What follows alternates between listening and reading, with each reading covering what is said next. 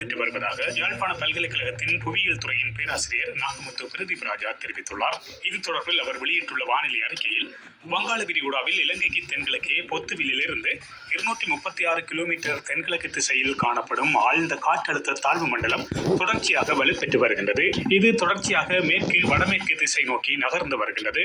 ஆரம்பத்தில் மாதிரிகளிடையே அதன் நகர்வு பாதை தொடர்பில் ஒருமித்த கருத்து காணப்பட்டது.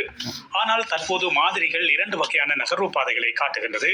இதன்படி நகர்வு பாதை 1 ஏற்கனவே இருந்தது போன்று இலங்கையின் கிழக்கு கரையை அண்மித்து பின் வடக்கு திசை நோக்கி நகர்ந்து அதன் பின்னர் எதிர்வரும் 10/1/2026 மாலை அன்று மன்னார் வளைகுடா கடற்பகுதிக்குள் பிரவேசித்தல். நகர்வு 2 இலங்கையின் கிழக்கு மாகாணத்தின் மட்டக்களப்புக்கும் அம்பாந்தோட்டைக்கும் இடையில் நிலப்பகுதிக்குள் எதிர்வரும் 9/1/2026 அன்று இரவு அல்லது 10/1/2026 அன்று அதிகாலை பிரவேசித்தல். நகர்வு 1 பயணித்தால் வடக்கு மாகாணம் நான் முன்னரே குறிப்பிட்டபடி எதிர்வரும் 12/1/2026 வரை மிக மிக கனமழையை பெறும். 4வது நாள் திரட்டிய மழை வீழ்ச்சி 600 மில்லிமீட்டரினை விட அதிகமாக காணப்படும்.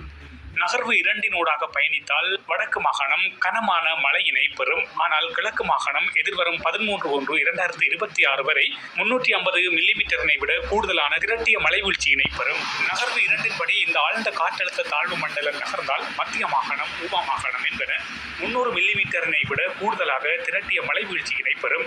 ஆனால் நகர்வு 1 விட நகர்வு 2 இலங்கைக்கு, குறிப்பாக கிழக்கு ஊவா, மத்திய சப்ரகமுவா, வடமத்திய, வடமேல் மற்றும் தென் மாகாணங்களுக்கு மீளவும் பாதிப்பை ஏற்படுத்தும்.